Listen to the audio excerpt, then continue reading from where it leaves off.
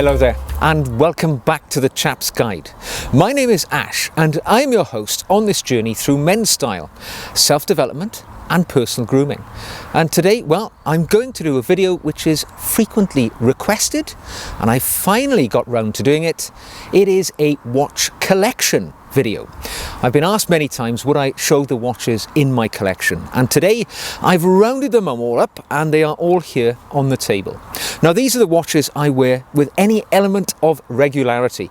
I own more watches.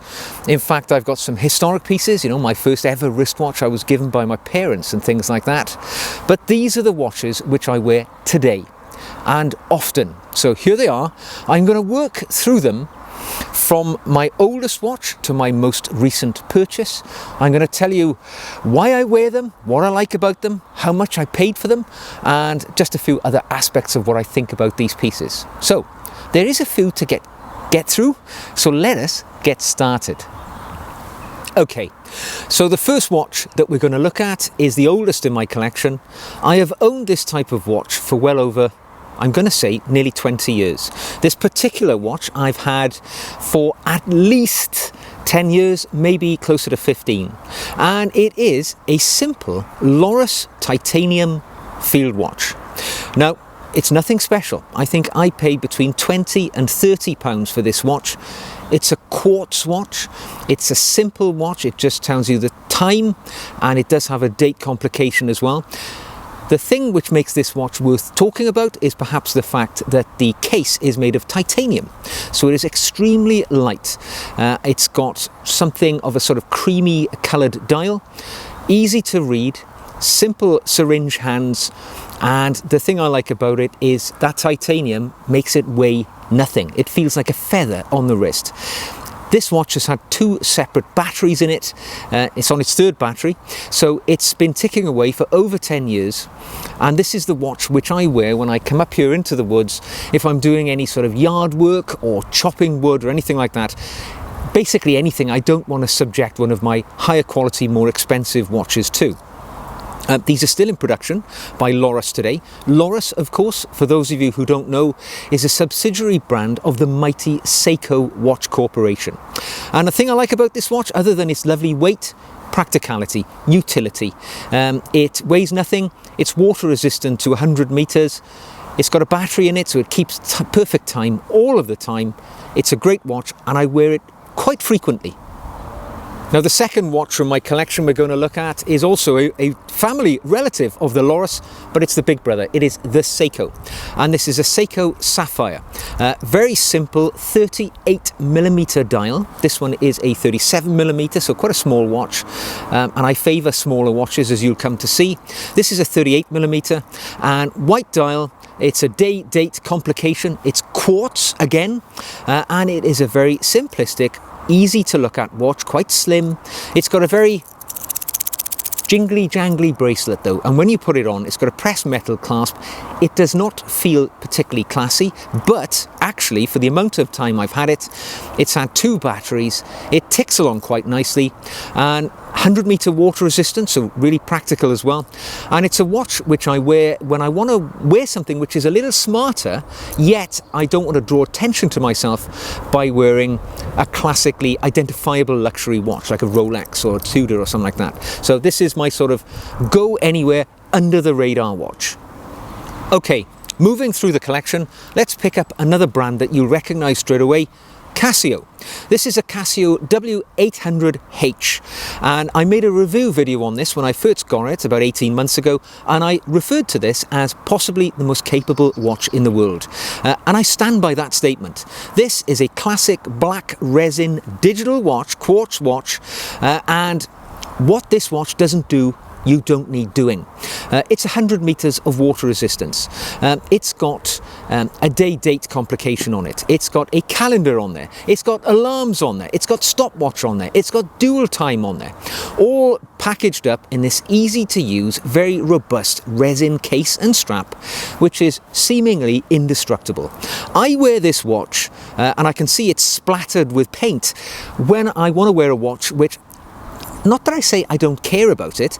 You know, I obviously don't want to damage any property. It's important. I've paid money for it. But if it's a watch which may be damaged because of the things that I'm doing, you know, doing some work, doing some painting, this is that watch that I will choose because it's ultimately extremely capable, yet it's so cheap. If some terrible tragedy should befall it, it could be easily replaced and it wouldn't break the bank. It's actually an excellent watch for the price point. Okay, let's move on to the luxury watches. I guess that's what you really want to see anyway. And this was my first luxury watch, purchased when I was 49 years of age, and I just got to a point in life where I wanted a watch which was classically elegant, and a watch which at the time I thought would be my one and only luxury watch. What did I go for? Well, I was a person who came of age in the 1980s and 1990s, and back then the watch which demonstrated one's success was the Rolex Datejust, the classic, the elegant, and that's what I chose. And I chose possibly the most classic Datejust there is. This is the reference number 116234 in stainless steel, and it has a blue sunburst dial, simple batten hour markers, and it is classically elegant.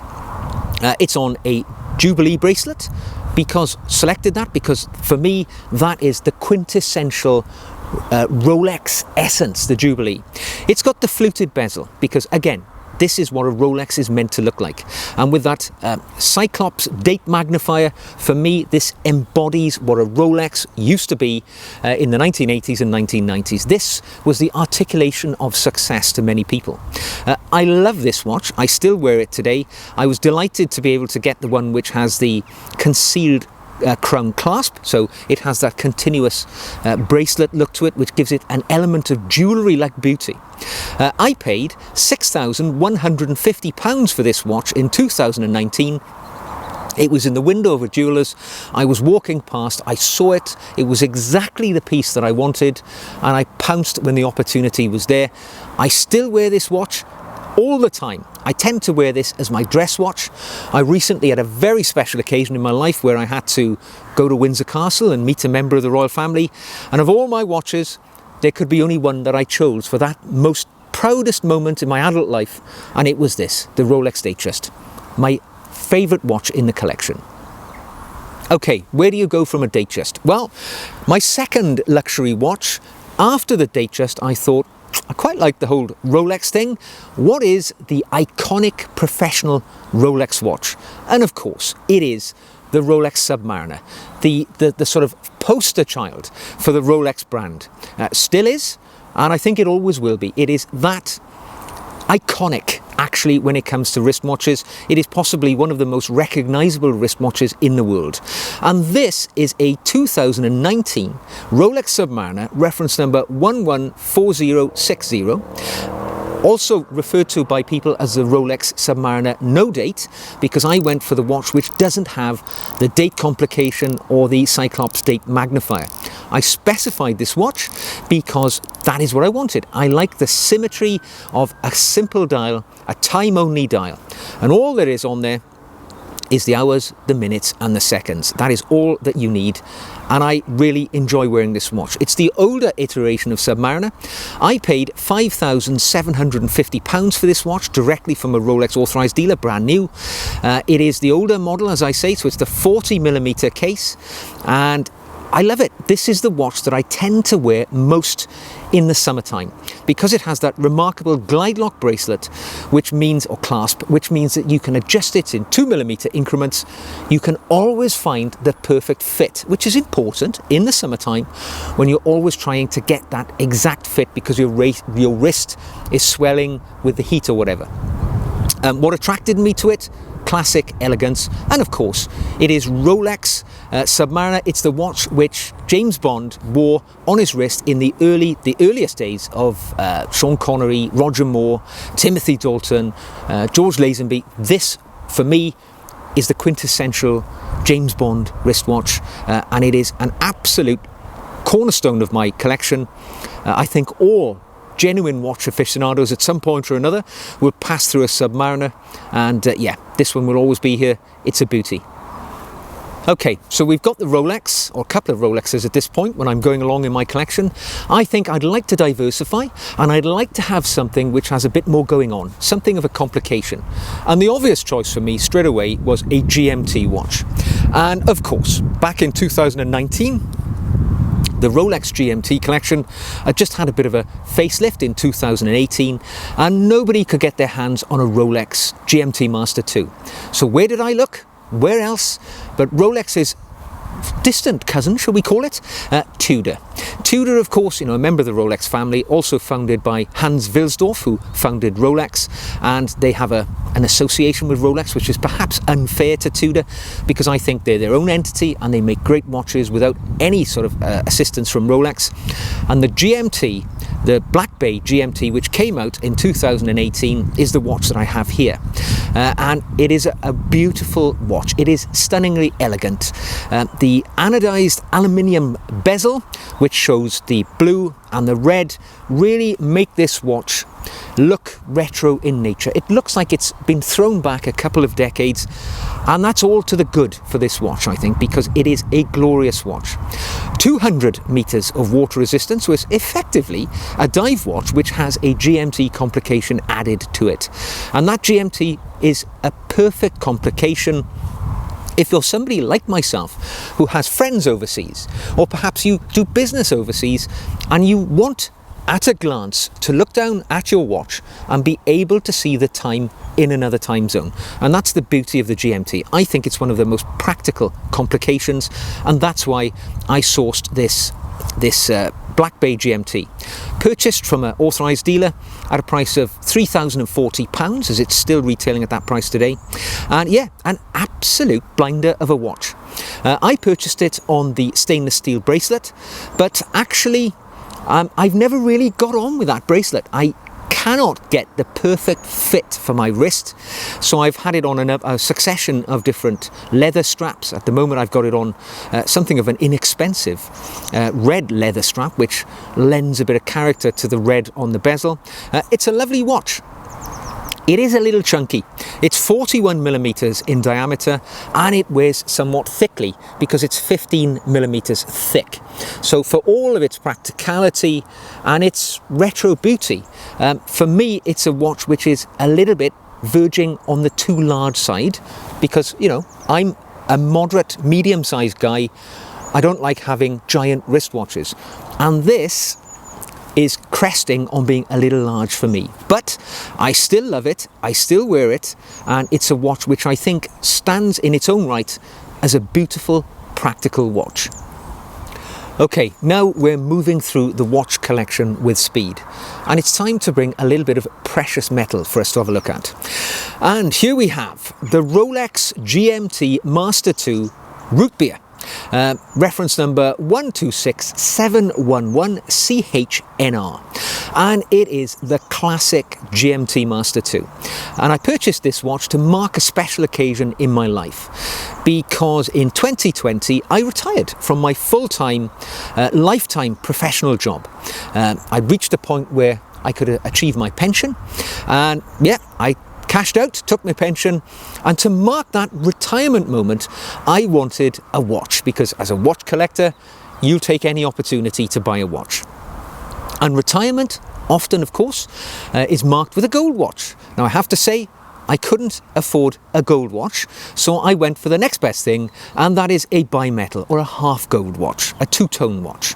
And the Rolex GMT Master 2 Root Beer ticked all the boxes for me, because the gold involved was Everose gold, which is absolutely my favourite gold. It gives the watch that sort of antiquated look. It makes the gold look aged, and it gives a lovely radiance to the piece. I also love this watch because, like the Submariner, which has a ceramic bezel, but it's in black on the Submariner, this GMT Master 2 has a two-coloured ceramic bezel. The upper part of that ceramic bezel being in black to mark the nighttime hours, the lower part of the bezel being in a lovely chocolate brown to mark the daylight hours. So when you look at the GMT complication, you can easily see straight away if it's the daytime or the nighttime. And that brown it might sound strange, and it sounded strange to me. Brown on a watch dial? That's not a colour which would sell very well, you would think, but actually it works, because that brown colour, particularly autumn, I tend to wear this watch most frequently in the autumn, and it works very well with the earth tones of the clothing which I tend to wear in the cooler months of year. I love the sort of the gold. It's on the oyster bracelet, and it has the centre links made of polished gold, solid gold in Everose. The bezel is made of solid Everose gold, and the crown is made of solid Everose gold. And those accents of gold just really lend this watch a lovely exuberant appearance. It really looks wonderful. The last 2 days I've actually been on the road. I've been away travelling, and this was the watch which I took with me to wear, and it's just such a classically elegant piece. I love looking down on it, that the gold, also the hands are made of gold, and the hour markers are surrounded in gold. So when you look down at that watch, those little golden accents, they just bring you a little bit of joy. And yeah, I've loved this watch.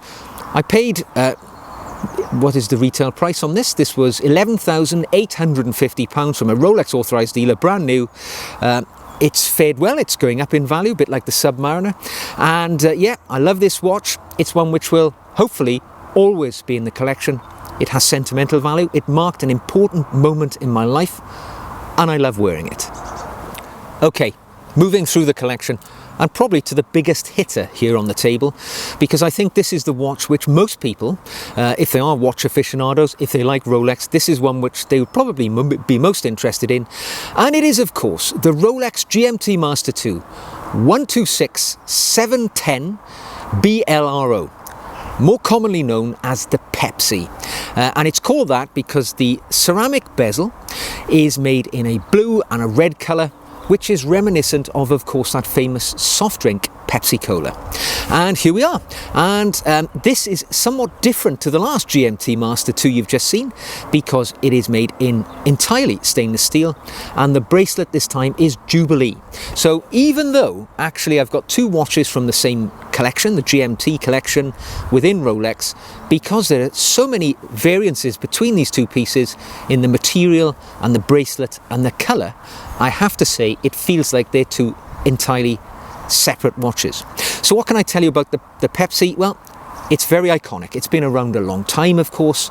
It's been worn by many celebrities and is continued to be worn by many celebrities because I think of the colours. The playful nature of the red and the blue, they just work so well together. They're classically elegant. Iconic, one might say. And yeah, it's a casual watch for sure. You know, unlike the root beer, which I would and I do occasionally wear with a suit because the gold lends a bit more gravitas to the piece, this watch I tend to wear entirely casually. Last weekend, my family and myself, we went up to Stratford-upon-Avon to see a Christmas show at the Royal Shakespeare Company, and this was a watch which I chose to wear all last weekend, and it is a perfect travelling companion. It is comfortable, the 40mm dial, as most of the other watches here, it's got at least 100 meters of water resistance with that screw down crown.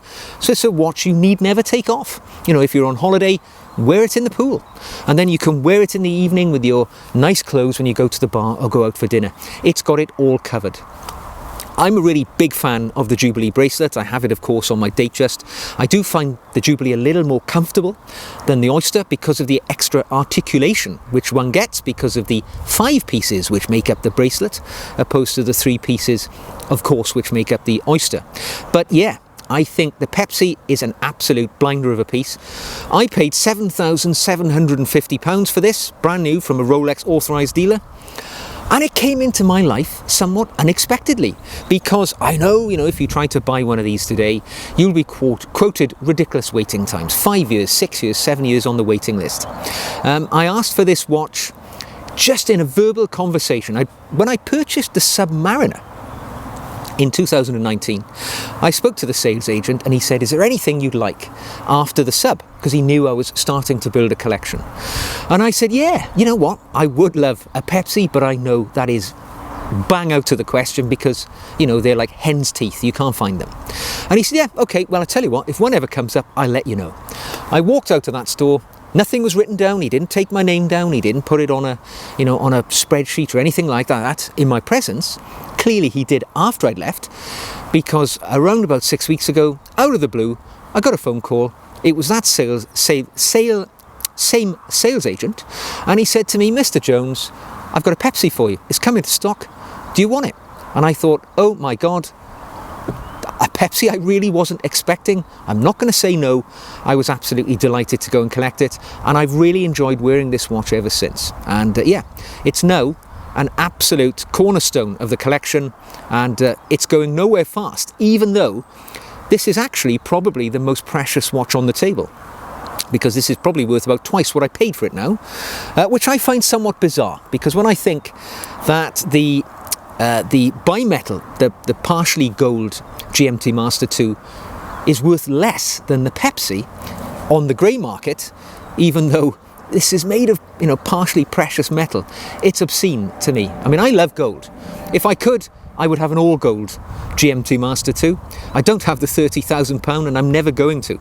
But it beggars belief to me that people will pay more for stainless steel than they will for gold. I'm sure that the world will come to its senses at some point, and gold will become, the most sought after material again sometime soon.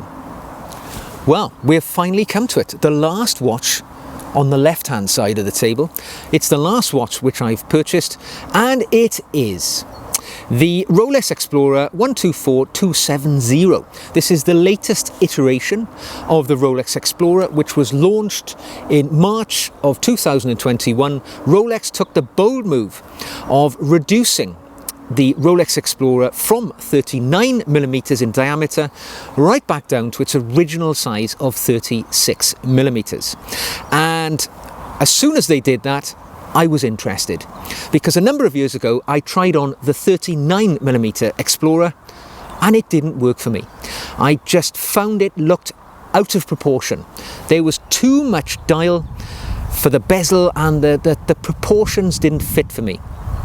As soon as they brought out that 36, I knew it would work. Obviously I own a 36mm Datejust, and I went straight down there and I put my name down.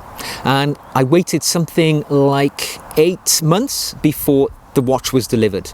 Actually, the dial measures closer to 35mm.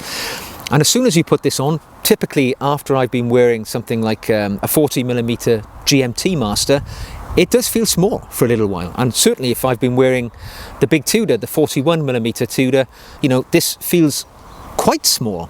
But actually, you soon get used to those proportions. You have to remember that the Explorer was designed as a field watch. It's designed as an expedition watch, a watch which is small, capable. It only tells the time. There is no other complication on this watch, and I've come to love that simplicity, the austerity of this watch. Simple black dial, nice big batten hour markers with the 3, the 6 and the 9 picked out in the numerals. Glance down at this watch, it's easy to see. It's got plenty of luminescence. If you glance down in the night time, it glows from the bedside table. You can read it at any time. On the classic Oyster bracelet, brushed polish, so it's not sort of super shiny. It looks what it is, a practical utilitarian watch.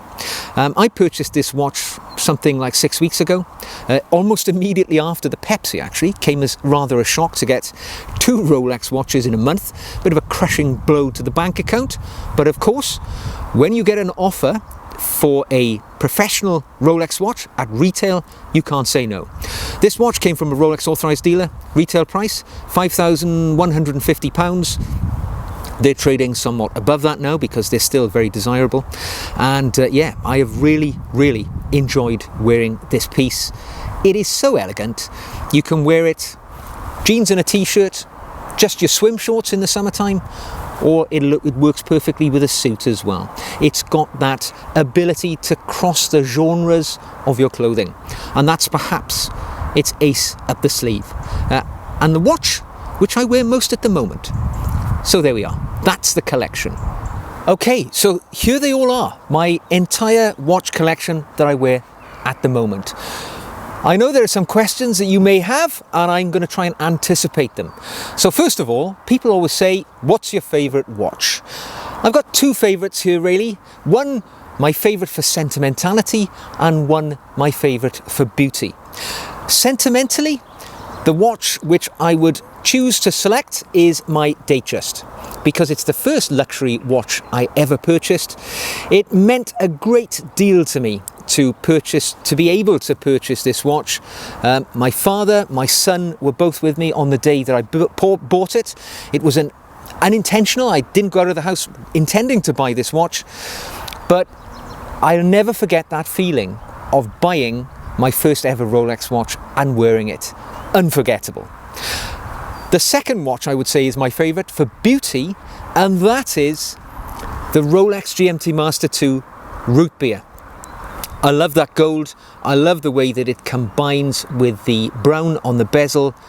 It is classically elegant. It's beautiful, and yeah, I think this is possibly the prettiest watch, certainly in the Rolex GMT collection, and you know, maybe in the whole catalogue. It depends on taste. It's subjective, of course, but yep, those are my two favourites. Another question I'll be asked is there anything here that you would get rid of? Well, if we take aside the utility watches, because obviously there is no value to them anyway, if we look at the luxury pieces, the 6 luxury pieces, there is one watch here which is standing out and screaming, I don't fit in this little collection. And unfortunately, it's the Tudor Black Bay GMT, because I have 3 GMT watches out of my 6 luxury pieces. And of course, I have 2 Pepsi dialed watches, the Tudor and the Rolex Pepsi. And the Tudor is a watch which, since I've had the Rolex GMTs, I've hardly worn. Now, the year that I bought this watch, I wore it all the time. Wore it all throughout the summer, and I loved it. But then the Rolexes came along, and of course, they're a little bit smaller. They wear a little bit more nimble on the wrist. Of course, they're Rolex. However you like it or lump it, Rolex has got a certain gravitas which, you know, no other watch probably has. And yeah, so if there was one watch here which is in danger, I would have to say it's the Tudor Black Bay GMT. And finally, the last question I'll answer is, where would you like to go next? Is there another watch which you would really love to add to the collection? Well, of course there is. I wouldn't be much of a watch collector if I didn't. But what I would say is it's definitely not going to be a Rolex, all right? I've been on a bit of a journey with Rolex over the last few years.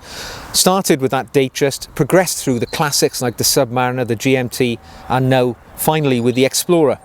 I look at the Rolex catalogue, and I have to say there's nothing that excites me in there. I'm perhaps somewhat unusual in that I find no pleasure in the Daytonas at all, which is perfectly fine for me because you can't buy the bloody things anyway, but I've never really found them attractive because I can't read the dials. You look at the dial, there's so much going on, you can't easily tell the time. And that is something that I really want in a wristwatch. Also with the GMT, the complication is somewhat obsolete, so I see little purpose other than showing off to own one. Whereas these watches are a bit more practical, I'd like to think. Whether that's true or not, but that's what I'd like to think. So my next watch, there's something I do fancy, I have to admit, and I actually am quite attracted to watches which have 4 sides, rectangular. There is a number of watches within the Jaeger-LeCoultre or JLC range, the Reversos. I was recently up in Stratford-upon-Avon on the weekend, found myself in a high-end watch store, which was an authorised dealer for JLC, and I tried on a stainless steel piece and a rose gold piece of the Reverso classic middle-sized watch, and they are so elegant, they are so beautiful, they are classic. And as somebody perhaps now, if I look at my collection, I would like to be a little more classical. I think I need something a little bit more dressy. At the moment I'm using the Datejust as my dress watch, but it doesn't really tick that box. I think maybe a JLC Reverso might be the next way to go, but that is no time soon. I've purchased a Pepsi and an Explorer in the last 12 months, and that is more than enough for my wallet to take on. So there we go. I hope you have enjoyed seeing my watch collection and understanding how I've bought them and when I bought them. If you have, please give me a thumbs up. Let me know you've enjoyed seeing this collection. Drop me a comment in the comment section below. Tell me if you like my watches or if you hate them, or if there's something that you think I'm desperately in need of, which I need to put here on the table to complete my collection. I would love to hear it. And if you'd like to practically support the channel, you can buy me a coffee. In the comment section below, in the description section, I will leave a link to my Buy Me a Coffee page. Pop along there and I would be delighted to share a coffee with you as well. So, until the next time, I hope you enjoy your wristwatches as I intend to enjoy mine. And until I see you again, take care of yourselves and I'll see you soon.